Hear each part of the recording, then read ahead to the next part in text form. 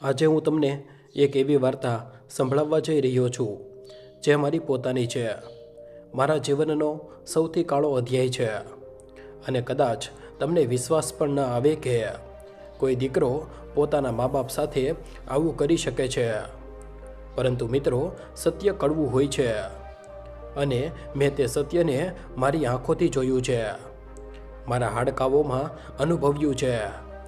તે રાત્રે જ્યારે મારા પોતાના દીકરા અને વહુએ અમને એક ડુંગરાળ રસ્તા પરથી ધક્કો આપીને નીચે પાડી દીધા હતા. હા મિત્રો, તમે સાચું સાંભળ્યું. મારા દીકરાએ, જેને મેં મારી કુખમાં 9 મહિના રાખ્યો, પોતાના દૂધથી ઉછેર્યો, પોતાની લોહી પરસેવાની કમાણીથી ભણાવ્યો ગણાવ્યો, તે જ દીકરાએ અમને મારી નાખવાનો પ્રયત્ન કર્યો. અને તે પણ ફક્ત પૈસા માટે, પોતાની માના નામની જમીન હડપવા માટે, વીમાના પૈસા લેવા માટે. પરંતુ તે રાત્રે જ્યારે અમે તે ખડક પર પડ્યા હતા, લોહી વહી રહ્યું હતું, પીડા અસહ્ય હતી, ત્યારે મારા પતિએ મારા કાનમાં ધીમેથી કહ્યું હતું કે બિલકુલ સ્થિર રહો, શ્વાસ લેશો નહીં. એવું દેખાડો કે આપણે મરી ચૂક્યા છીએ. અને તે જ પળથી અમારી અસલી લડાઈ શરૂ થઈ, સત્ય માટે, ન્યાય માટે, પોતાની જિંદગી માટે. તો ચાલો હું તમને શરૂઆતથી જણાવું છું કે કેવી રીતે એક સામાન્ય ભારતીય પરિવાર અમેરિકાના સપનાની શોધમાં બાલ્ટીમોર પહોંચ્યો અને કેવી રીતે તે સપનું એક ખરાબ સપનામાં બદલાઈ ગયું. મારું નામ ખુશ્બુ છે અને આ મારી વાર્તા છે, એક માની વાર્તા, જેણે પોતાના દીકરાને ગુમાવી દીધો પરંતુ પોતાના આત્મસન્માન અને સત્યને બચાવી લીધું. તે રાતને હું ક્યારેય ભૂલી નથી શકતી. મિત્રો, તે ઓક્ટોબરની ઠંડી સાંજ હતી, જ્યારે બાલ્ટીમોરના આકાશમાં વાદળ ઘેરાયેલા હતા અને હવામાં એક વિચિત્ર ભેજ હતો. મારા દીકરા રાજીવે અચાનક કહ્યું હતું કે માં, પપ્પા, ચાલો આજે આપણે લોકો બહાર ફરવા જઈએ.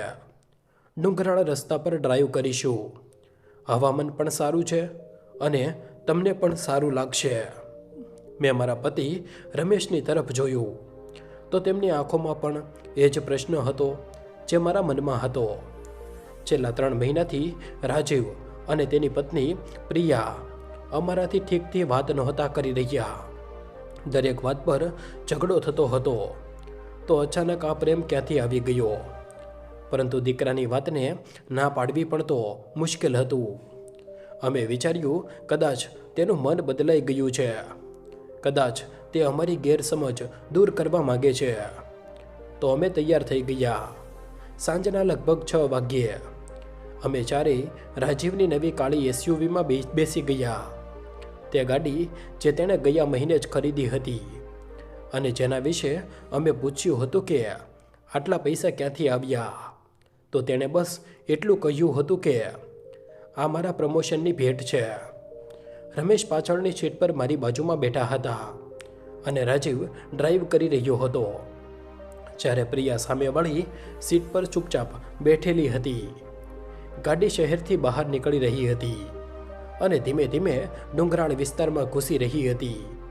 રસ્તો સાંકડો થતો જતો હતો અને અંધારું પણ વધતું જઈ રહ્યું હતું. મેં રાજીવને પૂછ્યું કે બેટા, આપણે ક્યાં જઈ રહ્યા છીએ? તો તેણે કહ્યું કે માં, બસ થોડી વાર હજુ. ત્યાં એક ખૂબ સુંદર વ્યૂ પોઈન્ટ છે જ્યાંથી પૂરી ખીણ દેખાય છે. લગભગ અડધો કલાકની ડ્રાઈવ પછી ગાડી એક એવી જગ્યાએ રોકાઈ જ્યાં એક બાજુ પહાડ હતો અને બીજી બાજુ ઊંડી ખીણ. નીચે અંધારું હતું અને દૂર દૂર સુધી કોઈ ઘર કે રોશની દેખાઈ નહોતી રહી. રાજીવે ગાડીનું એન્જિન બંધ કરી દીધું અને કહ્યું કે ચાલો બહાર નીકળીએ, અહીંથી નજારો જોઈએ. મારા મનમાં એક વિચિત્ર વ્યગ્નતા હતી, પરંતુ મેં મારી જાતને કહ્યું કે હું કારણ વગર ડરી રહી છું. આ મારો પોતાનો દીકરો છે, મારો લાડકો છે, તે મારું ખરાબ કેવી રીતે કરી શકે? અમે બધા ગાડીથી ઉતર્યા અને રાજીવે કહ્યું કે આવો, હું તમને તે જગ્યા દેખાડું છું જ્યાંથી સૌથી સારો નજારો દેખાય છે. તે અમને ખીણ તરફ લઈ જવા લાગ્યો. જ્યાં ફક્ત એક નાની રેલિંગ હતી અને તેના પછી સીધા નીચે ઊંડી ખીણ. રમેશ મારી આગળ ચાલી રહ્યા હતા અને હું તેમની પાછળ. પ્રિયા અને રાજીવ અમારી પાછળ હતા. અચાનક મેં અનુભવ કર્યો કે પાછળથી કોઈએ મને જોરથી ધક્કો માર્યો. એટલો જોરથી કે હું સંભાળી ન શકી અને સીધી રમેશ સાથે ટકરાઈ, જેનાથી તે પણ રેલિંગની ઉપરથી પડી ગયા અને હું પણ તેમની સાથે ગબડતી નીચે પડવા લાગી. તે પડવું કદાચ ફક્ત 5-6 સેકન્ડનું હતું, પરંતુ મને લાગ્યું જાણે કલાકો વીતી ગયા. મારા મગજમાં મારી પૂરી જિંદગી એક ફિલ્મની જેમ ચાલવા લાગી. રાજીવનું બાળપણ, તેની પહેલી બાઇક, તેના લગ્ન, બધું જ. અને પછી ધડામ અવાજની સાથે અમે બંને નીચે પથ્થરો પર પડ્યા. પીડા એટલી ભયાનક હતી કે હું સીટ પણ પાડી ન શકી. મારા માથામાંથી લોહી વહી રહ્યું હતું. મારા ડાબા હાથમાં અસહ્ય દુખાવો થઈ રહ્યો હતો, જે કદાચ તૂટી ગયો હતો. મારી પાંસળીઓમાં સુંબન થઈ રહી હતી અને શ્વાસ લેવું મુશ્કેલ થઈ રહ્યું હતું. રમેશ મારાથી થોડા દૂર પહેલાં પડ્યા હતા અને હું તેમને કણસતા સંભાળી શકતી હતી. ઉપરથી મેં રાજીવ અને પ્રિયાના અવાજો સાંભળ્યા. રાજીવ કહી રહ્યો કે જુઓ, નીચે તે હલી રહ્યા છે કે શું? અને પ્રિયાએ કહ્યું કે ના, આટલી ઊંચાઈએથી પડ્યા છે તો બચી નથી શકતા. ચાલો અહીંથી નીકળીએ, નહીતર કોઈ જોઈ લેશે. તેમના અવાજો ધીમે ધીમે દૂર થતા ગયા અને પછી ગાડીના સ્ટાર્ટ થવાનો અવાજ આવ્યો. ત્યારે જ અચાનક રમેશનો અવાજ આવ્યો, ખૂબ ધીમો પરંતુ સાફ. તેમણે કહ્યું, ખુશ્બુ, ખુશ્બુ, સાંભળ મારી વાત. બિલકુલ સ્થિર રહે, હલીશ નહીં. શ્વાસ ધીમે લે, ખૂબ ધીમે. એવું દેખાડ કે આપણે મરી ચૂક્યા છીએ. જો તે લોકો પાછા આવ્યા અને જોયું કે આપણે જીવતા છીએ, તો તે આપણને ફરીથી મારવાનો પ્રયત્ન કરશે. મને સમજાઈ નહોતું રહ્યું કે તે શું કહી રહ્યા છે, પરંતુ તેમના અવાજમાં જે ગંભીરતા હતી, જેનાથી હું સમજી ગઈ કે આ મજાક નથી. મેં મારા શ્વાસને નિયંત્રિત કર્યા. જોકે દરેક શ્વાસ લેવા પર પાંસળીઓમાં તેજ દુખાવો થઈ રહ્યો હતો. મેં મારી આંખો બંધ કરી લીધી અને પૂરી રીતે શાંત પડી ગઈ રહી. લગભગ 10 મિનિટ પછી મને ફરીથી ઉપરથી અવાજો સંભળાયા. રાજીવ અને પ્રિયા પાછા આવ્યા હતા. મેં મારી આંખો બંધ રાખી અને શ્વાસને આટલા ધીમા કરી દીધા કે લગભગ રોકી જ દીધા. મેં રાજીવને કહેતા સાંભળ્યો કે આ બંને મરી ગયા લાગે છે. લોહી વહી રહ્યું છે અને હલી પણ નથી રહ્યા. પ્રિયાએ કહ્યું કે ચાલો, હવે કોઈ આવી જશે તો મુસીબત થઈ જશે. અમારે અત્યારે પોલીસને ફોન કરવો પડશે અને જણાવવું પડશે કે દુર્ઘટના થઈ ગઈ. રાજીવે કહ્યું કે હા, પરંતુ પહેલાં થોડા દૂર ચાલીને ફોન કરીશું, નહીંતર લોકેશનથી પકડાઈ જઈશું. અને પછી તેઓ ચાલ્યા ગયા. હું ત્યાં જ પડી રહી, દુખાવામાં, ઠંડીમાં, અંધારામાં, અને મારા મગજમાં ફક્ત એક જ પ્રશ્ન ફરી રહ્યો હતો કે મારા દીકરાએ આવું કેમ કર્યું? તે દીકરો જેના માટે મેં મારી જવાનીની બધી ખુશીઓ કુરબાન કરી દીધી, જેના માટે મેં દિવસ રાત મહેનત કરી, જેના માટે મેં મારા સપના દફનાવી દીધા, તે જ દીકરો આજે મને મારી નાખવા માંગતો હતો. મારી આંખોમાંથી આંસુ વહેવા લાગ્યા, પરંતુ મેં કોઈ અવાજ ન કર્યો. લગભગ 20 મિનિટ પછી રમેશે ધીમેથી કહ્યું કે ખુશ્બુ હવે હલી શકે છે. તે લોકો ચાલ્યા ગયા છે. મેં ધીમે ધીમે મારી આંખો ખોલી. ચારે બાજુ અંધારું હતું. ફક્ત ઉપર આકાશમાં તારા ચમકી રહ્યા હતા. મેં પ્રયત્ન કર્યો કે ઉઠું, પરંતુ દુખાવો એટલો તેજ હતો કે હું ફરીથી પડી ગઈ. રમેશે કહ્યું કે ધીમે ધીમે કર, મને લાગે છે મારો પગ તૂટી ગયો છે અને તારો હાથ પણ. આપણે કોઈ રીતે ઉપર જવું પડશે અને મદદ લેવી પડશે. પરંતુ પહેલાં મારે તને કંઈક જણાવવું છે, કંઈક એવું જે મેં છેલ્લા 6 મહિનાથી જોયું છે અને જેને હું નજરઅંદાજ કરતો રહ્યો, કારણ કે હું વિશ્વાસ નહોતો કરવા માંગતો કે મારો દીકરો આવું કરી શકે છે? રમેશે જણાવવાનું શરૂ કર્યું કે તેમને છેલ્લા થોડા મહિનાથી રાજીવની હરકતોમાં કંઈક વિચિત્ર લાગી રહ્યું હતું. રાત્રે છુપાઈને ફોન પર વાત કરવી, બેંકના કાગળો છુપાવવા, અમારી સહીની નકલ કરવી, અમારી વીમા પોલિસી વિશે વારંવાર પૂછવું, અને સૌથી મોટી વાત એ મારા નામની જે જમીન હતી ભારતમાં, તેના કાગળો રાજીવે ચૂપકેથી પોતાની પાસે રાખી લીધા હતા. રમેશે કહ્યું કે મને 1 અઠવાડિયા પહેલાં જ ખબર પડી હતી કે રાજીવે કોઈ વકીલ સાથે વાત કરી છે અને અમારી વસિયત વિશે પૂછ્યું છે. પરંતુ મેં વિચાર્યું કે કદાચ હું ખોટું વિચારી રહ્યો છું. કદાચ તે બસ ભવિષ્યનું આયોજન કરી રહ્યો છે. પરંતુ આજે જે થયું તેનાથી સાફ થઈ ગયું કે આ બધું પહેલાંથી આયોજન કરેલું હતું. હું ડઘાઈ ગઈ હતી. મારા મગજે કામ કરવાનું બંધ કરી દીધું હતું. આ સત્ય ન હોઈ શકે. મારો દીકરો જે મને માં કહીને બોલાવતો હતો, જે મારા હાથનું જમવાનું ખાતો હતો, જે મારા પગે લાગતો હતો, તે મને પૈસા માટે મારી શકે છે. રમેશે કહ્યું કે ખુશ્બુ, આપણે જીવતા રહેવું પડશે. આપણે સત્ય સામે લડવું પડશે. આપણે આવી રીતે ન મરી શકીએ કે લોકો સમજે કે દુર્ઘટના થઈ. આપણે સાબિત કરવું પડશે કે આ હત્યાનો પ્રયત્ન હતો, પરંતુ અત્યારે પહેલાં આપણે અહીંથી નીકળવું પડશે. અમે કોઈ રીતે એકબીજાનો સહારો લઈને ધીમે ધીમે ઉપરની તરફ ચડવાનું શરૂ કર્યું. દરેક ડગલે અસહ્ય પીડા હતી.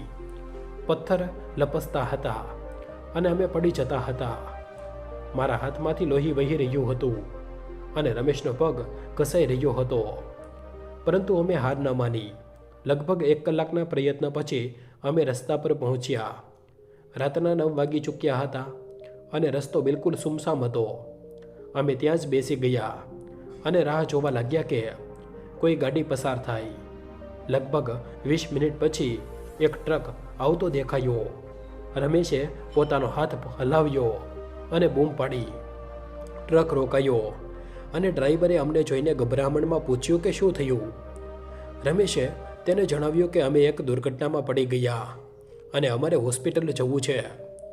ડ્રાઈવરે તરત 911 પર કોલ કર્યો અને એમ્બ્યુલન્સ બોલાવી. તે અમારી સાથે ત્યાં સુધી રોકાયો જ્યાં સુધી એમ્બ્યુલન્સ ન આવી ગઈ. એમ્બ્યુલન્સમાં બેસતા જ મારી ચેતના ખોવવા લાગી. મેં રમેશનો હાથ પકડ્યો અને કહ્યું કે આપણે આને આમ જ નહીં છોડીએ. અમને ન્યાય જોઈએ. રમેશે મારી આંખોમાં જોયું અને કહ્યું કે આ ખુશ્બુ, આપણે લડીશું. આપણે સત્ય માટે લડીશું. અને તેના પછી મને કંઈ યાદ નથી. બસ અંધારું અને પછી હોસ્પિટલની તેજ રોશની. જ્યારે હું હોશમાં આવી તો હું હોસ્પિટલના પલંગ પર હતી. મારો હાથ પ્લાસ્ટરમાં હતો. માથા પર પટ્ટી બાંધેલી હતી અને પૂરા શરીરમાં દુખાવો હતો. બાજુવાળા પલંગ પર રમેશ સૂતેલા હતા અને તેમનો પગ પણ પ્લાસ્ટરમાં હતો. એક નર્સ મારી પાસે આવી અને પૂછ્યું કે તમે કેવું અનુભવ કરી રહ્યા છો? મેં પૂછ્યું કે શું મારો દીકરો આવ્યો હતો? નર્સે કહ્યું કે હા, તમારો દીકરો અને વહુ બંને આવ્યા હતા. તે ખૂબ પરેશાન લાગી રહ્યા હતા. પોલીસ સાથે પણ વાત કરી રહ્યા હતા. તે બહાર રાહ જોઈ રહ્યા છે. મારા દિલમાં એક વિચિત્ર ગભરામણ જ થઈ. તે અહીં કેમ આવ્યા? શું તે જોવા આવ્યા છે કે અમે મરી ગયા કે નહીં? શું તે હવે કોઈ બીજું આયોજન બનાવી રહ્યા છે? મેં રમેશની તરફ જોયું તો તેમની આંખોમાં પણ એ જ ડર હતો. રમેશે નર્સને કહ્યું કે અમારે પોલીસ સાથે વાત કરવી છે, એકલામાં. નર્સે કહ્યું કે ઠીક છે, હું પોલીસને બોલાવું છું. થોડીવાર પછી 2 પોલીસ ઓફિસર આવ્યા. એક મહિલા ઓફિસર અને એક પુરુષ. મહિલા ઓફિસરનું નામ જેનિફર હતું અને તેણે ખૂબ જ નરમ અવાજમાં પૂછ્યું કે તમે અમને જણાવવા માંગશો કે શું થયું હતું? રમેશે પૂરી ઘટના સંભળાવી. કેવી રીતે રાજીવ અમને ડુંગરાળ રસ્તા પર લઈ ગયો, કેવી રીતે તેણે અમને ધક્કો માર્યો, કેવી રીતે અમે મરવાનું નાટક કર્યું અને કેવી રીતે તે પાછો આવીને જોવા લાગ્યો હતો કે અમે મરી ગયા કે નહીં. જેનિફરે બધું જ ધ્યાનથી નોંધ્યું અને કહ્યું કે આ ખૂબ ગંભીર આરોપ છે. શું તમારી પાસે કોઈ પુરાવા છે? રમેશે કહ્યું કે અત્યારે તો નહીં, પરંતુ અમે તમને બધું જણાવી શકીએ છીએ. છેલ્લા થોડા મહિનાઓમાં જે પણ થયું, રાજીવના વ્યવહારમાં જે બદલાવ આવ્યો, તે જે કાગળો છુપાવતો હતો તે બધું. જેનિફરે કહ્યું કે ઠીક છે, અમે તપાસ શરૂ કરીશું, પરંતુ હાલ તમે બંને આરામ કરો. હું તમારા દીકરા અને બહુ સાથે વાત કરવા માંગીશ. તેના પછી જેનિફર બહાર ગઈ અને રાજીવ પ્રિયા સાથે વાત કરી. હું મારા પલંગ પરથી તેમનો અવાજો સાંભળી શકતી હતી. રાજીવ રડી રહ્યો હતો અને કહી રહ્યો હતો કે હું નથી જાણતો કેવી રીતે આ થયું. અમે બસ થોડું ફરવા ગયા હતા અને અચાનક પપ્પા લપસી ગયા. મેં તેમને રોકવાનો પ્રયત્ન કર્યો, પરંતુ માં પણ તેમની સાથે પડી ગઈ. મને ખૂબ ખરાબ લાગી રહ્યું છે. પ્રિયા પણ રડી રહી હતી અને કહી રહી હતી કે અમે તરત એમ્બ્યુલન્સ બોલાવી હતી. અમે ખૂબ ડરી ગયા હતા. તેમના અવાજો એટલા અસલી લાગી રહ્યા હતા કે જો મેં પોતે સત્ય ન જોયું હોત તો કદાચ હું પણ વિશ્વાસ કરી લેત. જેનિફર પાછી આવી અને તેણે કહ્યું કે હાલ તો તેમની વાર્તા પણ દુર્ઘટનાની જ છે, પરંતુ અમે તપાસ શરૂ કરીશું. અમે તે જગ્યા પર જઈશું, જોઈશું કે ત્યાં શું પુરાવા મળે છે, અને અમે તમારી વાતોને પણ ગંભીરતાથી લઈશું. તમે બંને આરામ કરો અને ઠીક થઈ જાઓ, તેના પછી અમે વિસ્તારથી વાત કરીશું. તે રાત્રે હું સૂઈ ન શકી. મારી આંખોની સામે વારંવાર તે જ દૃશ્ય આવતું રહ્યું. તે ધક્કો, તે પડવું, તે પીડા, અને સૌથી મોટી વાત, તે અવાજ જ્યારે રાજીવે કહ્યું હતું કે જુઓ તે મરી ગયા છે કે શું. મારું દિલ તૂટી ચૂક્યું હતું, પરંતુ મારી અંદર એક નવી આગ પણ સળગી રહી હતી. ગુસ્સાની આગ, ન્યાય મેળવવાની આગ, સત્ય સામે લાવવાની આગ. અને મેં તે રાત્રે પોતાને વચન આપ્યું કે હું હાર નહીં માનું. હું લડીશ અને હું બધાને દેખાડી દઈશ કે એક માં કેટલી મજબૂત થઈ શકે છે જ્યારે તેની સાથે વિશ્વાસઘાત કરવામાં આવે. મિત્રો, હવે હું તમને મારી વાર્તા શરૂઆતથી જણાવું છું, જેથી તમે સમજી શકો કે અમે કેવી રીતે અહીં સુધી પહોંચ્યા અને કેવી રીતે બધું આટલું બદલાઈ ગયું. મારા લગ્ન રમેશ સાથે 1980માં થયા હતા, જ્યારે હું ફક્ત 19 વર્ષની હતી. રમેશ ત્યારે 21ના હતા અને દિલ્હીમાં એક નાની કંપનીમાં કામ કરતા હતા. અમે એક મધ્યમ વર્ગીય પરિવારથી હતા, જ્યાં દરેક પૈસાની કિંમત હતી અને સપના જોવા એક વૈભવી વાત હતી. લગ્નના 1 વર્ષ પછી રાજીવ જન્મ્યો અને તેની સાથે જ અમારી જિંદગીમાં એક નવી રોશની આવી ગઈ. રાજીવ બાળપણથી જ ખૂબ હોશિયાર હતો. સ્કૂલમાં હંમેશા સારા નંબર આવતા હતા. શિક્ષકો તેના વખાણ કરતા હતા અને અમે ગર્વથી ફૂલાતા નહોતા. હું યાદ કરું છું કે કેવી રીતે રાજીવ નાનો હતો જ્યારે તે મારા ખોળામાં બેસીને કહેતો હતો કે માં, હું મોટો થઈને ખૂબ પૈસા કમાઈશ અને તને એક મોટું ઘર અપાવીશ. ત્યારે હું તેના વાળ પંપાળતી હતી અને કહેતી હતી કે દીકરા, તું બસ ખુશ રહેજે. પૈસા તો આવતા જતા રહેશે. પરંતુ કદાચ તે જ સમયે રાજીવના મગજમાં પૈસાનું મહત્ત્વ એટલું ઊંડું બેસી ગયું હતું કે બાદમાં તે જ પૈસા તેની સૌથી મોટી ચાહત બની ગયો. રમેશ ખૂબ મહેનતુ હતા. તે સવારે 7 વાગ્યે ઘરેથી નીકળતા હતા અને રાત્રે 9 વાગ્યા પાછા આવતા હતા. અઠવાડિયામાં 6 દિવસ કામ કરતા હતા અને છતાં અમારી આર્થિક સ્થિતિ ખૂબ સારી નહોતી. દિલ્હીમાં મોંઘવારી વધી રહી હતી અને રાજીવના ભણતરનો ખર્ચ પણ વધી રહ્યો હતો. હું પણ ઘરે ટ્યુશન ભણાવવા લાગી હતી, જેથી થોડા વધારે પૈસા આવી શકે. અમે બંનેએ મળીને નક્કી કર્યું હતું કે ભલે જે પણ હોય, રાજીવના ભણતરમાં કોઈ ઉણપ ન આવવી જોઈએ. 1995માં જ્યારે રાજીવે પોતાની 12મા ધોરણની પરીક્ષા પાસ કરી તો તેને એક ખૂબ સારી એન્જિનિયરિંગ કોલેજમાં પ્રવેશ મળી ગયો. અમે ખૂબ ખુશ હતા, પરંતુ ફી આટલી વધારે હતી કે અમારી પાસે તેટલા પૈસા નહોતા. મારી માએ પોતાના દાગીના આપ્યા. રમેશે પોતાના ભાઈ પાસેથી કરજ લીધું અને મેં મારા બેંકમાં જે થોડી જમા મૂડી હતી તે પણ કાઢી લીધી. અમે કોઈ રીતે વ્યવસ્થા કરી પણ રાજીવને કોલેજ મોકલી દીધો. તે દિવસ મને આજે પણ યાદ છે, જ્યારે રાજીવ પહેલીવાર પોતાની કોલેજ માટે ઘરેથી નીકળ્યો હતો. મેં તેને દરવાજે ઊભા રહીને વિદાય આપી હતી અને આંખોમાં આંસુ હતા. ખુશીના આંસુ, ગર્વના આંસુ. કોલેજના 4 વર્ષ ખૂબ મુશ્કેલીથી પસાર થયા. દર મહિને ફી ભરવાની હતી, ચોપડીઓનો ખર્ચ અલગ હતો, હોસ્ટેલનો ખર્ચ અલગ હતો અને રાજીવને ક્યારેક પોતાના મિત્રો સાથે ફરવા કે કંઈક ખરીદવા માટે પણ પૈસા જોઈતા હતા. અમે ક્યારેય તેને ના ન કહી. ભલે અમારે પોતે ઓછું ખાવું પડે, ભલે અમારે અમારી જરૂરિયાતો ટાળવી પડે, પરંતુ રાજીવને ક્યારેય ઉણપ અનુભવ ન થવી જોઈએ. આ અમારું માનવું હતું.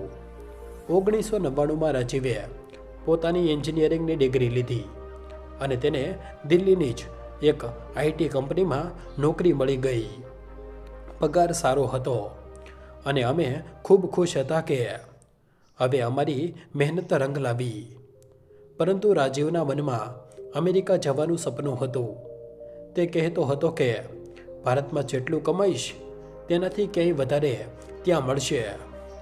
અને એકવાર અમેરિકા ચાલ્યો ગયો તો જિંદગી બદલાઈ જશે.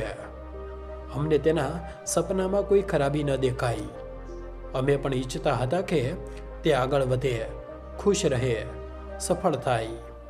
2001માં રાજીવે અમેરિકાની એક કંપનીમાંથી ઓફર આવી. વર્ક વિઝા મળી ગયા અને તે બાલ્ટીમોર ચાલ્યો ગયો. બાલ્ટીમોર મેરીલેન્ડ રાજ્યનું એક શહેર છે જ્યાં ઘણા બધા ભારતીય રહે છે અને IT કંપનીઓ પણ ખૂબ છે. રાજીવના ગયા પછી ઘર સૂનું લાગી રહ્યું હતું. હું રોજ તેની તસવીર જોતી અને વિચારતી કે મારો દીકરો કેટલો દૂર ચાલ્યો ગયો. પરંતુ તે દર અઠવાડિયે ફોન કરતો હતો, પોતાના કામ વિશે જણાવતો હતો, અમેરિકાની જિંદગી વિશે જણાવતો હતો અને અમને કહેતો હતો કે જલ્દી જ તે અમને પણ ત્યાં બોલાવી લેશે. 2003માં રાજીવે કહ્યું કે તેના લગ્ન નક્કી કરવાના છે. તે એક છોકરીને મળ્યો છે જે પણ ભારતીય છે અને બાલ્ટીમોરમાં જ કામ કરે છે.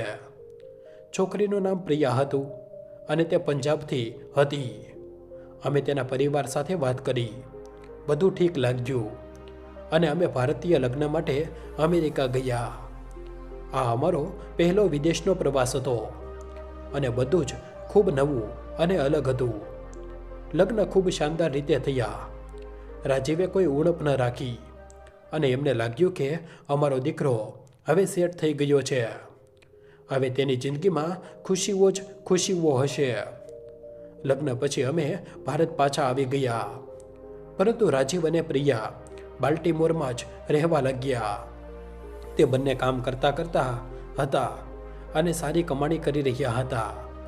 અમને લાગ્યું કે હવે તો તેમની જિંદગી બની ગઈ છે. પરંતુ ધીમે ધીમે અમે અનુભવ કર્યો કે જીવનના ફોન ઓછા થતા જઈ રહ્યા છે. પહેલાં દર અઠવાડિયે ફોન આવતો હતો, હવે દર મહિનામાં 1-2 વાર આવતો હતો અને વાત પણ ખૂબ ઔપચારિક જેવી થતી હતી. બસ આમાં જવાબ આપતો હતો. 2005માં રમેશને પોતાની કંપનીમાંથી નિવૃત્તિ મળી ગઈ. તેમની ઉંમર 60 વર્ષ થઈ ચૂકી હતી અને તે થાકી ચૂક્યા હતા. અમારી પાસે થોડી બચત હતી. એક નાનો ફ્લેટ હતો દિલ્હીમાં, પરંતુ એકલતા ખૂબ સતાવવા લાગી હતી. રાજીવ અમારું એકનું એક સંતાન હતું અને તે આટલો દૂર હતો.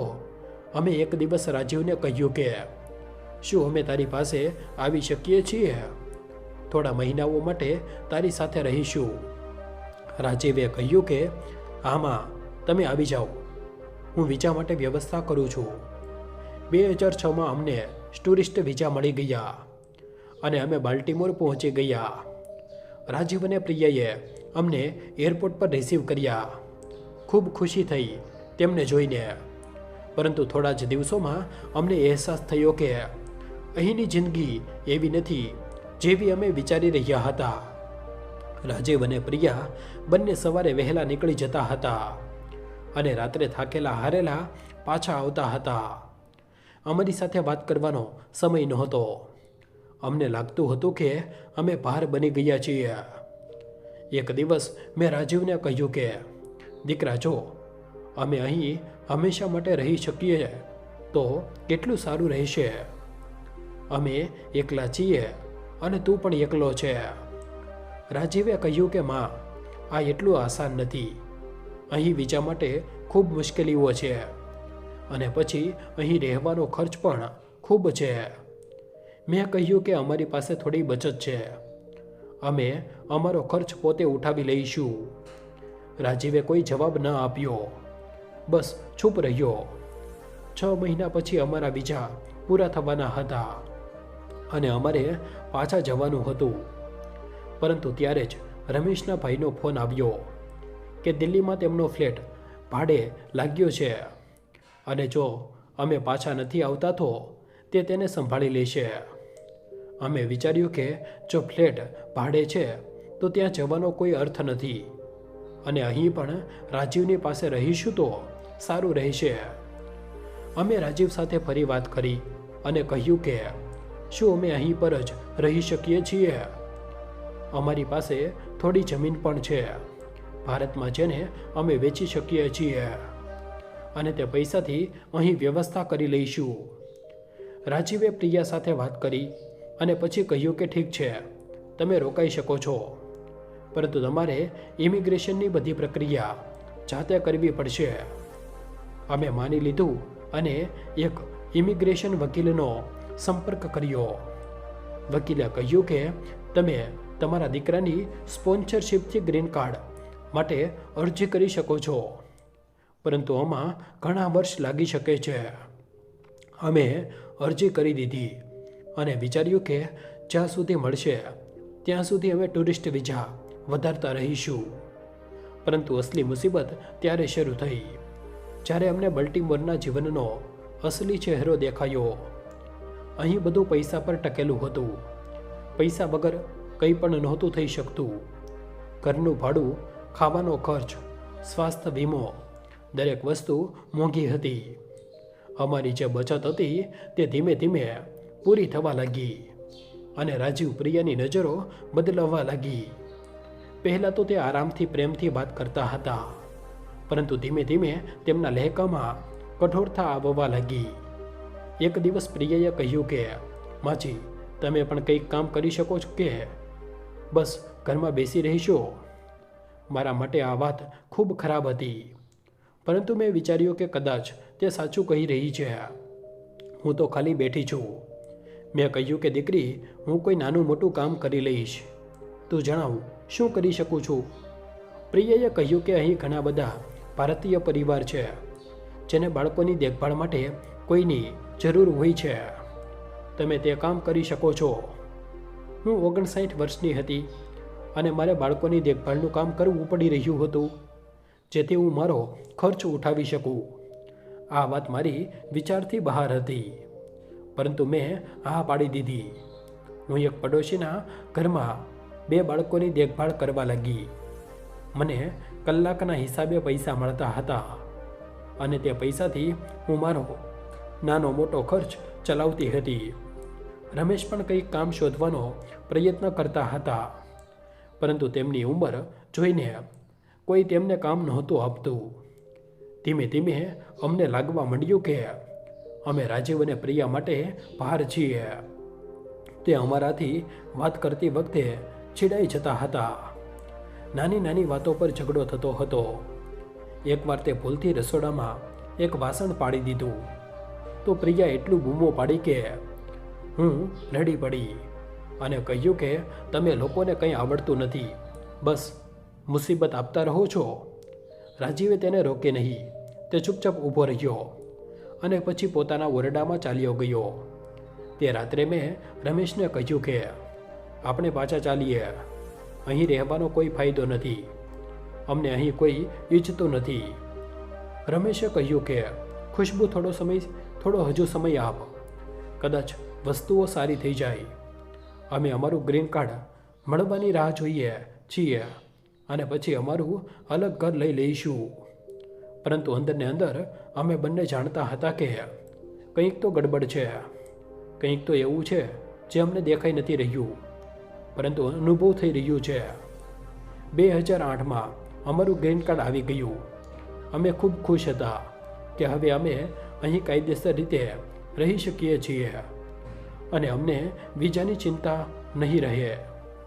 પરંતુ રાજીવ અને પ્રિયાના ચહેરા પર જે ગુસ્સો હતો તે વધારે વધી ગયો. પ્રિયાએ કહ્યું કે હવે તો તમે લોકો હંમેશા માટે અહીં જ રોકાવાના છો, તો પછી પોતાનું ઘર લેવું જોઈએ. અમારી સાથે રહેવું ઠીક નથી. મને તેની વાતમાં ઝેર અનુભવ થયું, પરંતુ મેં ચૂપ રહેવાનું જ સારું સમજ્યું. અમે અમારી ભારતની જમીન વેચવાનો નિર્ણય કર્યો. તે જમીન મારા પિતાજીએ મને આપી હતી અને મારા નામ પર હતી. અમે વિચાર્યું કે તેને વેચીને બાલ્ટીમોરમાં એક નાનું ઘર ખરીદી લઈશું. અમે રાજીવને અમારી યોજના જણાવી અને કહ્યું કે અમે જમીન વેચી રહ્યા છીએ. રાજીવે કહ્યું કે ઠીક છે, પરંતુ તમે મને પાવર ઓફ એટર્ની આપી દો. હું ભારતમાં મારા કોઈ મિત્ર દ્વારા બધું કામ કરાવી દઈશ. તમારે ત્યાં જવાની જરૂર નહીં પડે. અમે વિચાર્યું કે આ સારું છે. અમે ઘરડા છીએ અને આટલી લાંબી મુસાફરી કરવી મુશ્કેલ હશે. અમે રાજીવને પાવર ઓફ એટર્ની આપી દીધી, પરંતુ તેના પછી જ્યારે અમે ઘણીવાર પૂછ્યું કે જમીન વેચાય કે નહીં, તો રાજીવ ટાળતો રહ્યો. તે કહેતો કે પ્રક્રિયા ચાલી રહી છે, જલ્દી થઈ જશે. પરંતુ મહિનાઓ વીતતા ગયા અને કોઈ સમાચાર ન આવ્યા. અમે પરેશાન થવા લાગ્યા, પરંતુ અમે કરી પણ શું શકતા હતા? પાવર ઓફ એટર્ની તો આપી જ ચૂક્યા હતા. 2009માં એક દિવસ અમારા જૂના પાડોશીનો ફોન આવ્યો ભારતથી. તેણે કહ્યું કે ખુશ્બુજી, તમારી જમીન તો વેચાઈ ચૂકી છે. નવો માલિક ત્યાં ઘર બનાવી રહ્યો છે. હું ડઘાઈ ગઈ. મેં કહ્યું કે શું ક્યારે વેચાઈ? મને તો કંઈ ખબર જ નથી. પાડોશીએ કહ્યું કે લગભગ 3 મહિના પહેલાં. મેં વિચાર્યું તમને ખબર હશે એટલે કંઈ ન કહ્યું, પરંતુ આજે મેં જોયું કે ત્યાં કામ ચાલી રહ્યું છે, તો મેં વિચાર્યું તમને જણાવી દઉં. મેં તરત રાજીવને બોલાવ્યો અને પૂછ્યું કે જમીન વેચાઈ ચૂકી છે. આ તો અમને જણાવ્યું કેમ નહીં? રાજીવે કહ્યું કે હામાં વેચાઈ ગઈ હતી, પરંતુ પૈસા અત્યારે આવવાના બાકી છે. હું તને ત્યારે જણાવીશ જ્યારે બધું સ્પષ્ટ થઈ જશે. મેં પૂછ્યું કે આટલા પૈસા મળ્યા? રાજીવે કહ્યું કે 20 લાખ રૂપિયા. મેં કહ્યું કે તે પૈસા ક્યાં છે? રાજીવે કહ્યું કે માતે પૈસા મારા અકાઉન્ટમાં આવ્યા છે. હું તમને અહીં ટ્રાન્સફર કરાવી રહ્યો છું. થોડો સમય લાગશે. અઠવાડિયા વીતતા ગયા, મહિનાઓ વીતતા ગયા, પરંતુ અમને કોઈ પૈસા ન મળ્યા. જ્યારે અમે પૂછતા તો રાજીવ ચીડાઈ જતો અને કહેતો કે માં, હું કરી રહ્યો છું ને કામ, તું વારંવાર પૂછે છે. એક દિવસ મેં તેનાથી કડકાઈથી કહ્યું કે આ પૈસા મારા છે અને મને અત્યારે જોઈએ. મારે પોતાનું ઘર ખરીદવું છે. રાજીવે ગુસ્સાથી કહ્યું કે ઠીક છે, તને જોઈએ છે ને પૈસા, લઈ લે, પરંતુ પછી અમે લોકો અહીંથી ચાલ્યા જાઓ. પોતાનું ઘર ખરીદો અને ત્યાં જ રહો. અમારી સાથે ન રહો. તે દિવસે મને લાગ્યું કે મારો દીકરો મારાથી ખૂબ દૂર થઈ ગયો છે. તે રાજીવ નહોતો રહ્યો, જે મારા ખોળામાં સૂતો હતો, જે મારા હાથનું જમવાનું ખાતો હતો, જે મને પ્રેમ કરતો હતો. તે હવે એક અજાણ્યો બની ગયો હતો. એક એવો માણસ જેના માટે પૈસા બધું હતું અને સંબંધ કંઈ પણ નહીં. અમે નક્કી કર્યું કે અમે અલગ ઘર ખરીદી લઈશું અમે એક નાનું ઘર જોયું જે બાલ્ટીમોરના બહારના વિસ્તારમાં હતું. કિંમત હતી $1,50,000, એટલે કે લગભગ 1 કરોડ રૂપિયા. અમારી પાસે ફક્ત 20 લાખ રૂપિયા હતા જમીનના. બાકીના માટે અમારે લોન લેવી પડત, પરંતુ અમારી ઉંમર એટલી થઈ ચૂકી હતી કે કોઈ બેંક અમને લોન નહોતી આપી રહી. અમે ફસાઈ ગયા હતા. એક દિવસ રાજીવે કહ્યું કે માં, જો તું ઈચ્છે તો હું તારા માટે ઘર ખરીદી શકું છું. મારા નામ પર લોન લઈશ અને તું તેમાં રહેજે. મેં પૂછ્યું કે પરંતુ ઘર કોના નામે પર હશે? રાજીવે કહ્યું કે માં, લોન તો મારા નામ પર હશે તો ઘર પણ મારા નામ પર જ હશે, પરંતુ તું નિશ્ચિત રહે, તે તારું જ છે. હું તને કાગળ બતાવીને આપી દઈશ. અમે વિચાર્યું કે કોઈ બીજો રસ્તો તો છે નહીં. માની લઈએ છીએ. 2010માં રાજીવે એક નાનું ઘર ખરીદ્યું.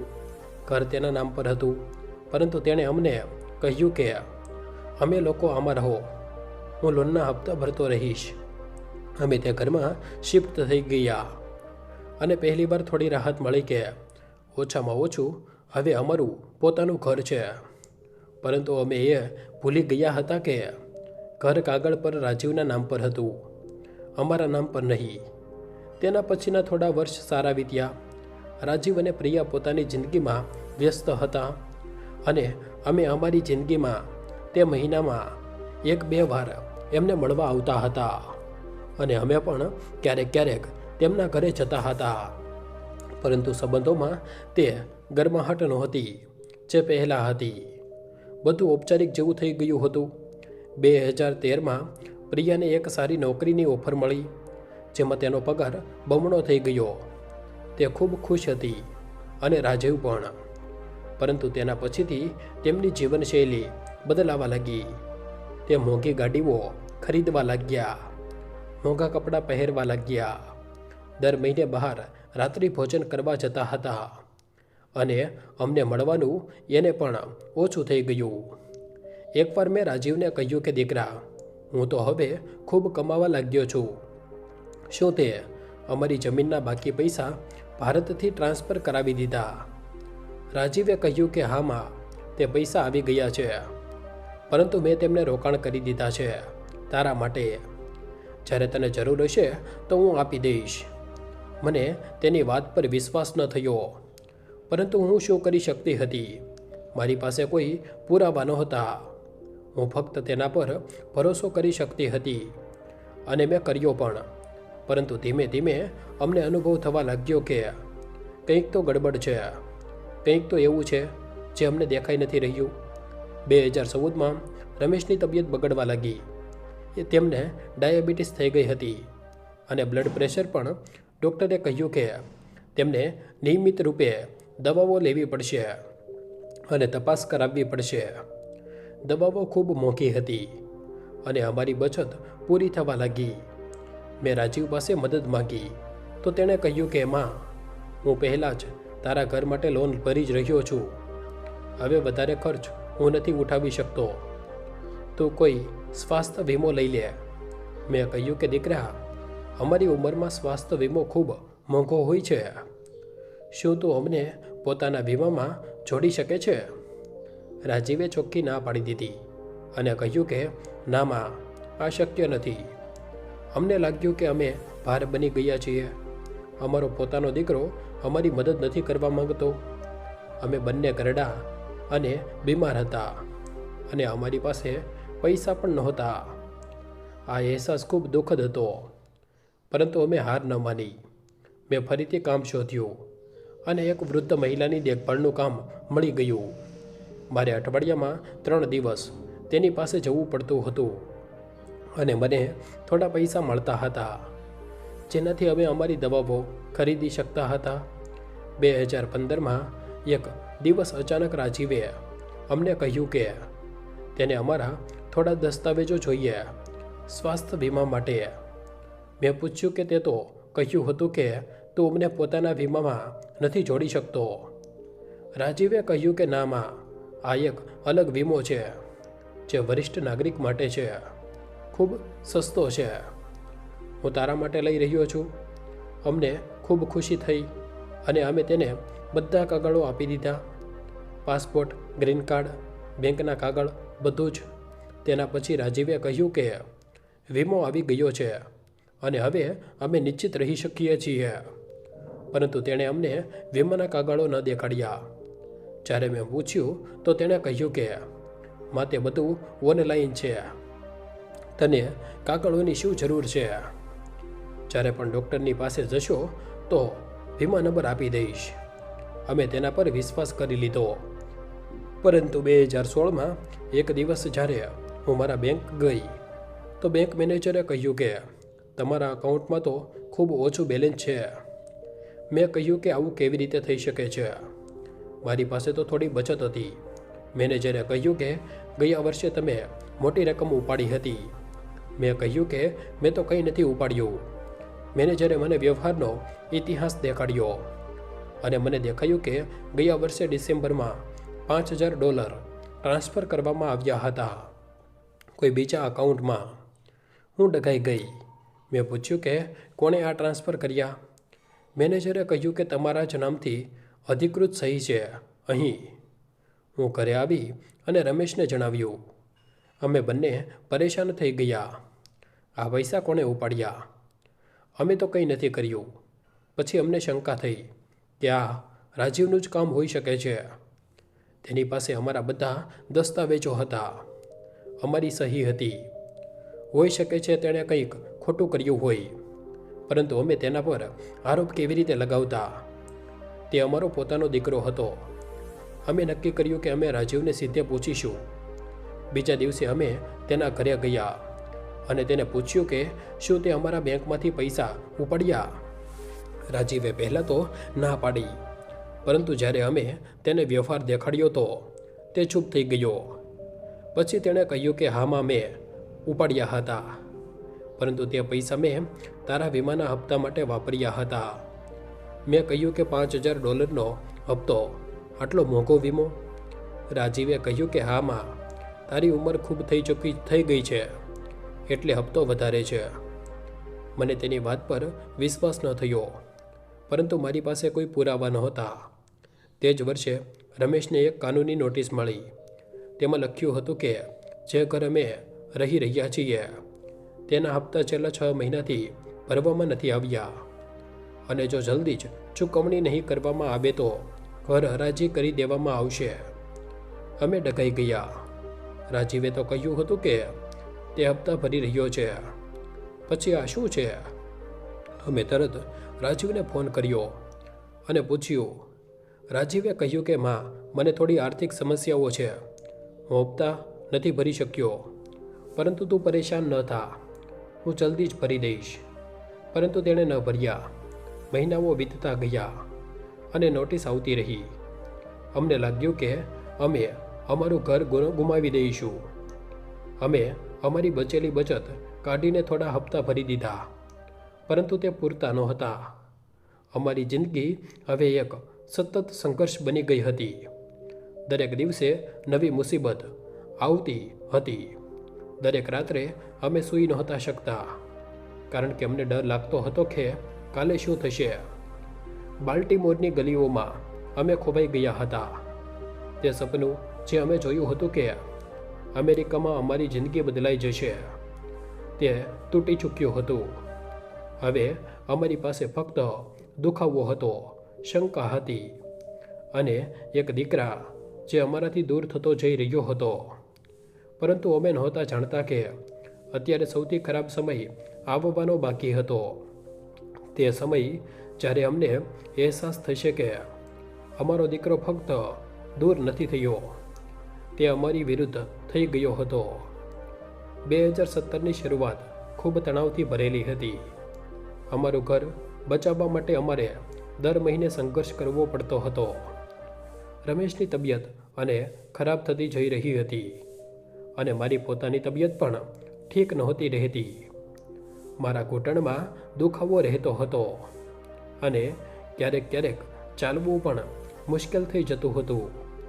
પરંતુ હું કામ છોડી નહોતી શકતી, કારણ કે એ જ અમારી આવકનું એકમાત્ર સાધન હતું.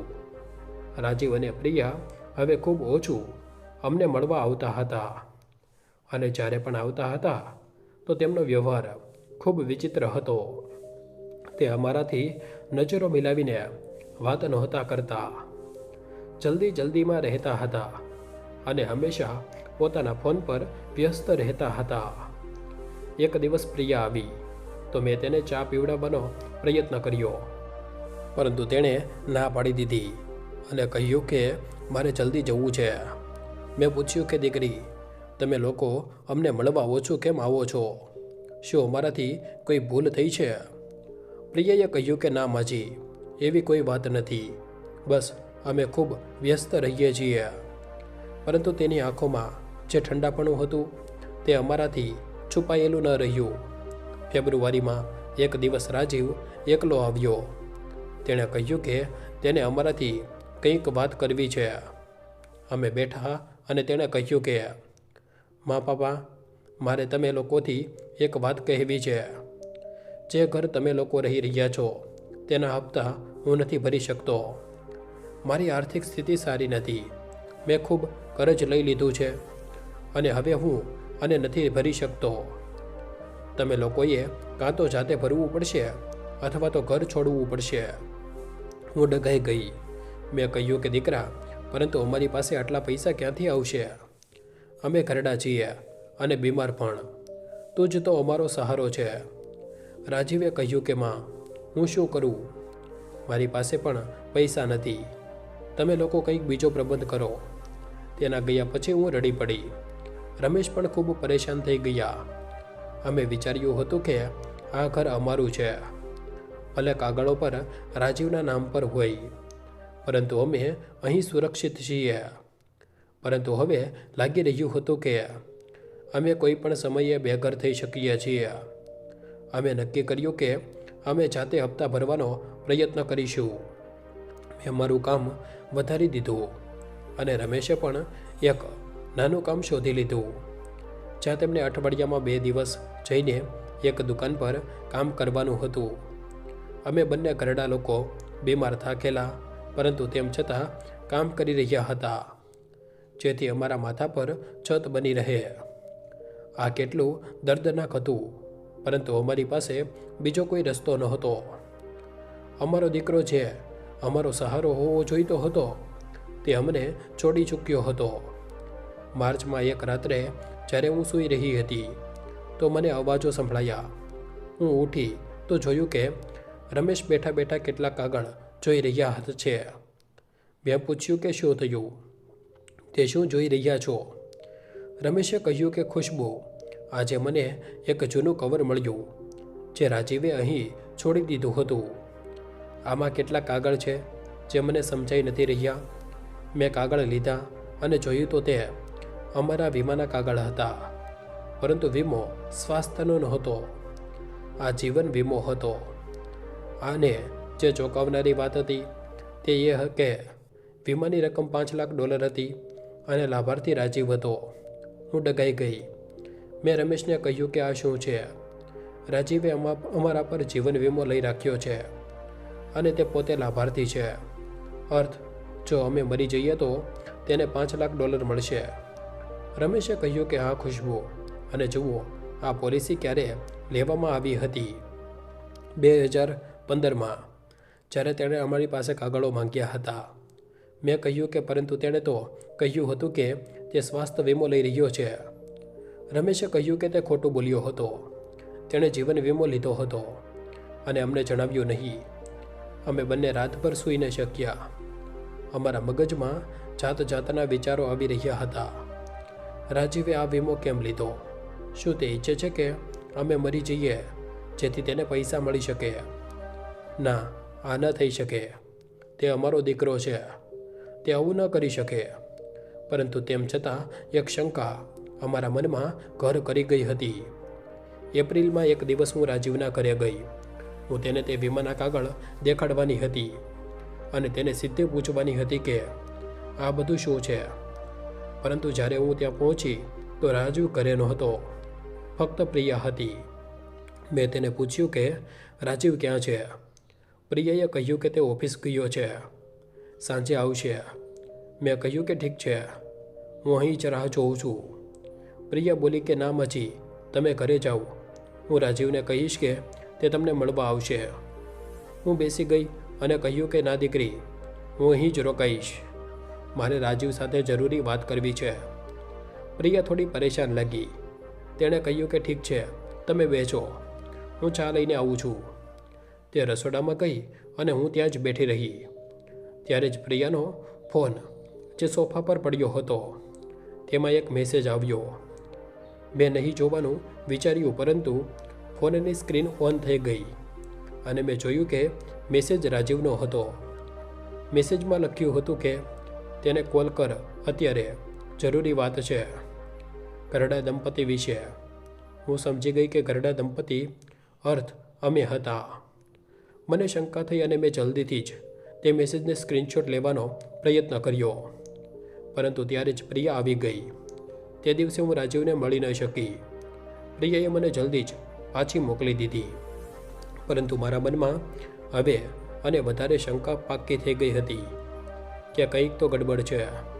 મેં રમેશને બધું જણાવ્યું અને તેમને કહ્યું કે ખુશ્બુ, આપણે સાવધાન રહેવાની જરૂર છે. મને લાગે છે રાજીવ કંઈક આયોજન કરી રહ્યો છે, પરંતુ અમે તેને સીધે નથી પૂછી શકતા, કારણ કે જો તે સાચે જ કંઈક ખોટું કરી રહ્યો છે તો તે વધારે સાવધ થઈ જશે. મેમાં એક દિવસ હું મારી બેંક ગઈ અને બેંક મેનેજરને મળી. મેં તેને જણાવ્યું કે મારા એકાઉન્ટમાંથી મારી પરવાનગી વગર પૈસા ઉપાડવામાં આવ્યા હતા અને હું જાણવા માગું છું કે કેવી રીતે. મેનેજરે મને જણાવ્યું કે તમારા એકાઉન્ટમાં એક સંયુક્ત ખાતાધારક જોડવામાં આવ્યો હતો 2014માં. મેં પૂછ્યું કે કોને જોડવામાં આવ્યો. મેનેજરે કહ્યું કે તમારા દીકરા રાજીવને. તમારી સહી અહીં છે ફોર્મ પર. મેં કહ્યું કે પરંતુ મેં તો કોઈ એવું ફોર્મ સાઇન નથી કર્યું. મેનેજરે કહ્યું કે પરંતુ અહીં તમારી સહી છે અને તમારી આઈડી પણ આપવામાં આવી હતી. હું સમજી ગઈ કે રાજીવે મારા કાગળો વાપરીને મને સંયુક્ત ખાતાધારક બનાવી દીધી હતી, મને જણાવ્યા વગર. મેં તરત બેંક મેનેજરને કહ્યું કે હું રાજીવને એકાઉન્ટમાંથી હટાવવા માંગુ છું. મેનેજરે કહ્યું કે ઠીક છે, પરંતુ તમારે ફરીથી ફોર્મ ભરવું પડશે. મેં ફોર્મ ભરી દીધું અને રાજીવને એકાઉન્ટમાંથી હટાવી દીધો. મેં મારા બધા પૈસા એક નવા એકાઉન્ટમાં ટ્રાન્સફર કરાવી દીધા, જેના વિશે રાજીવને ખબર નહોતી. મેં મારા બધા જરૂરી કાગળો એક સુરક્ષિત જગ્યા પર રાખી દીધા, જ્યાં રાજીવ તેમને ન જોઈ શકે. જૂનમાં એક દિવસ સાંજે જ્યારે હું ઘરે આવી તો જોયું કે અમારા ઘરનો દરવાજો ખુલ્લો છે. હું ગભરાઈ ગઈ અને અંદર ગઈ તો જોયું કે આખું ઘર વેરવિખેર હતું. સામાન આમ તેમ ફેંકાયેલો હતો, કબાટ ખુલ્લા હતા, જાણે કોઈએ કંઈક શોધ્યું હોય. રમેશ પણ ગભરાઈ ગયા હતા. તેમણે કહ્યું કે જ્યારે હું બપોરે ઘરે આવ્યો તો બધું ઠીક હતું. કદાચ તારા ગયા પછી કોઈ આવ્યું અને આ બધું કર્યું. મેં પોલીસને ફોન કર્યો અને તેમને જણાવ્યું. પોલીસ આવી અને રિપોર્ટ લખી, પરંતુ તેમણે કહ્યું કે કંઈ ચોરી તો નથી થઈ લાગતી, કારણ કે તમારું ટીવી, લેપટોપ બધું અહીં જ છે. કદાચ કોઈએ કંઈક શોધવાનો પ્રયત્ન કર્યો. મને શંકા થઈ કે આ રાજીવનું જ કામ હોઈ શકે છે. કદાચ તે અમારો કાગળો શોધી રહ્યો હતો, જે મેં છુપાવી દીધા હતા. મેં પોલીસને ન જણાવ્યું કે કારણ કે મારી પાસે કોઈ પુરાવા નહોતા, પરંતુ મારા મનમાં ડર બેસી ગયો કે હવે અમારી સુરક્ષા પણ જોખમમાં છે. જુલાઈમાં રાજીવે અમને ફોન કરીને કહ્યું કે તે અને પ્રિયા એક રજા પર જઈ રહ્યા છે અને તેમને કોઈને પોતાની ગાડીની દેખભાળ માટે જોઈએ છે. શું અમે તેમની ગાડીને અમારા ગેરેજમાં રાખી શકીએ છીએ? અમે કહ્યું કે હા દીકરા, તું લઈ આવ. રાજીવ ગાડી લઈને આવ્યો અને અમારા ગેરેજમાં પાર્ક કરી દીધી. તેણે કહ્યું કે તે 2 અઠવાડિયા પછી પાછો આવશે અને ત્યારે ગાડી લઈ જશે. પરંતુ 2 અઠવાડિયા વીતી ગયા, 1 મહિનો વીતી ગયો. ગાડી ત્યાં જ પડી રહી. જ્યારે અમે રાજીવને ફોન કર્યો તો તેણે કહ્યું કે માતે ગાડી અત્યારે ત્યાં જ રહેવા દે, મને અત્યારે જરૂર નથી. એક દિવસ હું ગેરેજમાં કોઈ સામાન રાખવા ગઈ તો મેં ગાડીમાં ડોક્યું કરીને જોયું. ગાડીની અંદર કેટલાક કાગળો પડેલા હતા. મેં દરવાજો ખોલ્યો. ગાડી ખુલ્લી હતી અને મેં કાગળો ઉપાડીને જોયા. તે અમારી જમીનના કાગળો હતા જે રાજીવે ભારતમાં વેચી હતી. પરંતુ તે કાગળોમાં જે રકમ લખી હતી તે 50 લાખ રૂપિયા હતી, 20 લાખ નહીં. હું ડઘાઈ ગઈ. રાજીવે અમને ખોટું કહ્યું હતું. તેણે અમને જણાવ્યું હતું કે જમીન 20 લાખમાં વેચાઈ ગઈ, જ્યારે અસલી રકમ 50 લાખ હતી. અર્થ તેણે 30 લાખ રૂપિયા અમારાથી છુપાવી લીધા હતા. હું રડવા લાગી. મારો પોતાનો દીકરો મને લૂંટી રહ્યો હતો, મારા પૈસા ચોરી રહ્યો હતો, મારાથી ખોટું બોલી રહ્યો હતો. આ કેવો દીકરો છે જેને પોતાના મા બાપની કોઈ પરવા નથી. મેં રમેશને તે કાગળો દેખાડ્યા અને તેમણે પણ માથું પકડી લીધું. તેમણે કહ્યું કે ખુશ્બુ, હવે અમને સમજમાં આવી રહ્યું છે કે રાજીવ છેલ્લા ઘણા વર્ષોથી અમને લૂંટી રહ્યો છે, અમારા પૈસા હડપી રહ્યો છે, અમારી મિલકત પોતાના નામે કરી રહ્યો છે અને હવે કદાચ તે આરામથી છુટકારો મેળવવા માગે છે, જેથી તે વીમાના પૈસા પણ લઈ શકે. અમને હવે ડર લાગવા માંડ્યો છે. તો અમે નક્કી કર્યું કે અમે રાજીવથી દૂર રહીશું. અમે તેના ફોનનો જવાબ નહીં આપીએ. અમે અમારી સુરક્ષાનું ધ્યાન રાખીશું. પરંતુ રાજીવે અમને છોડ્યા નહીં. તે વારંવાર ફોન કરતો રહ્યો, વારંવાર અમારા ઘરે આવવાનો પ્રયત્ન કરતો રહ્યો. એકવાર તેણે કહ્યું કે માતું મારાથી કેમ બચી રહી છે? શું મેં કંઈક ખોટું કર્યું છે? મેં કહ્યું કે ના દીકરા, કંઈ નહીં. બસ અમે બીમાર છીએ અને આરામ કરવા માંગીએ છીએ. રાજીવે કહ્યું કે ઠીક છે, પરંતુ હું તને જોવા આવીશ. ઓગસ્ટમાં એક દિવસ પ્રિયા એકલી અમારા ઘરે આવી. તેણે કહ્યું કે માજી, મારે તમારાથી કંઈક વાત કરવી છે. મેં કહ્યું કે હા દીકરા બોલ. પ્રિયાએ કહ્યું કે તમે લોકો રાજીવથી નારાજ કેમ છો? તેણે તો તમારા માટે આટલું બધું કર્યું છે. તમારા માટે ઘર ખરીદ્યું, તમારા માટે વીમો લીધો, અને તમે લોકો તેની કદર નથી કરતા. મને તેની વાતોમાં ઝેર અનુભવ થયું. મેં કહ્યું કે દીકરી, અમે રાજીવથી નારાજ નથી, અમે બસ થોડો સમય ઈચ્છીએ છીએ. પ્રિયાએ કહ્યું કે સમય કઈ વાતનો? તમે લોકો તો હવે ખૂબ ઘરડા થઈ ગયા છો. તમારી પાસે કેટલો સમય બચ્યો છે? સારું રહેશે કે તમે તમારી બચેલી જિંદગી ખુશીથી વિતાવો અને રાજીવની સાથે સારા સંબંધ રાખો. તેના શબ્દોમાં જે ધમકી હતી તે મારાથી છુપાયેલી ન રહી. આ કહી રહી હતી કે અમારી પાસે વધારે સમય નથી બચ્યો. આ કોઈ સામાન્ય વાત નહોતી, આ એક ઈશારો હતો. મેં પ્રિયાને કહ્યું કે ઠીક છે દીકરી, તું જા, હું રાજીવ સાથે વાત કરીશ. પ્રિયા ચાલી ગઈ, પરંતુ તેના ગયા પછી હું અને રમેશ બંને ખૂબ ડરી ગયા હતા. સપ્ટેમ્બરમાં એક રાત્રે લગભગ 2 વાગ્યે અમને અમારા ઘરની બહાર કેટલાક અવાજો સંભળાયા. રમેશ ઉઠ્યા અને બારીમાંથી જોયું તો બહાર એક ગાડી ઊભી હતી. ગાડી રાજીવની હતી અને 2 લોકો અમારા દરવાજાની પાસે ઊભા હતા. તે કંઈક વાત કરી રહ્યા હતા, પરંતુ અમે સાંભળી નહોતા શકતા. પછી તે લોકો ચાલ્યા ગયા અને ગાડી પણ ચાલી ગઈ. અમે આખી રાત સૂઈ ન શક્યા. અમને લાગ્યું કે રાજીવ અમારા ઘર પર નજર રાખી રહ્યો છે. ઓક્ટોબરની શરૂઆતમાં રાજીવે અમને ફોન કરીને કહ્યું કે તે અમને એક સરપ્રાઈઝ આપવા માગે છે. તેણે કહ્યું કે મા પપ્પા, હું જાણું છું કે અમારી વચ્ચે કેટલીક ગેરસમજ થઈ ગઈ છે, પરંતુ હું બધું ઠીક કરવા માગું છું. હું તને એક સુંદર જગ્યાએ ફરવા લઈ જવા માગું છું. તમે લોકો તૈયાર રહેજો. હું શનિવારે તમને લેવા આવીશ. મેં કહ્યું કે ના દીકરા, અમે ઠીક છીએ, અમે ઘરે જ રહીશું. પરંતુ રાજીવે ભાર મૂક્યો અને કહ્યું કે ના માં, તારે ચાલવું પડશે. આ મારી તરફથી એક ભેટ છે. પ્લીઝ મારી વાત માની લે. અમે ના પાડવાનો ખૂબ પ્રયત્ન કર્યો, પરંતુ રાજીવ ન માન્યો. શનિવારે તે પ્રિયા અમારા ઘરે આવ્યા અને અમને લેવા માટે તૈયાર ઊભા હતા. અમને મજબૂરીમાં તેમની સાથે જવું પડ્યું અને એ જ રાત્રે હતી જ્યારે અમે ડુંગરાળ રસ્તા પર ગયા અને જ્યાંથી અમને ધક્કો આપવામાં આવ્યો. તે રાત જે અમારી જિંદગીની સૌથી ખતરનાક રાત બની ગઈ. તે રાત જેણે અમને દેખાડી દીધું કે અમારો દીકરો કેટલો પડી ચૂક્યો છે. પરંતુ તે રાત પહેલાં મહિનાઓમાં જે સંકેત મળ્યા હતા તે નાની નાની વસ્તુઓ થઈ હતી, જે બધું હવે એક તસવીર બનીને રહ્યું હતું. એક એવી તસવીર જેમાં અમારો દીકરો એક કાવતરું કરતો હતો. એક એવો માણસ જે પોતાના મા બાપને મારીને તેમની સંપત્તિ અને વીમાના પૈસા હડપવા માંગતો હતો. આ વિચારીને જ મારો જીવ કાંપી જતો હતો.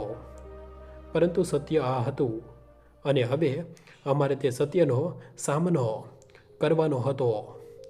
મિત્રો, અત્યારે વાર્તાનો પહેલો ભાગ અહીં સમાપ્ત થાય છે. આગળની વાર્તામાં તમે જાણશો કે કેવી રીતે ખુશ્બુ અને રમેશે પુરાવા ભેગા કર્યા, કેવી રીતે તેમણે પોલીસ અને કાનૂની મદદ લીધી અને કેવી રીતે તેમણે પોતાના દીકરાના કાવતરાને બધાની સામે ખુલ્લું કર્યું. તો બન્યા રહો અમારી સાથે અને આ વાર્તાને લાઈક કરવાનું, શેર કરવાનું અને સબસ્ક્રાઈબ કરવાનું ન ભૂલતા. અને હા, કોમેન્ટ બોક્સમાં જરૂર જણાવો કે તમને આ વાર્તા કેવી લાગી રહી છે અને તમે ભારતના કયા શહેરથી આને સાંભળી રહ્યા છો. મળીએ છીએ આવતા ભાગમાં. ત્યાં સુધી માટે ખુશ રહો, સુરક્ષિત રહો. જય શ્રી કૃષ્ણ. ધન્યવાદ.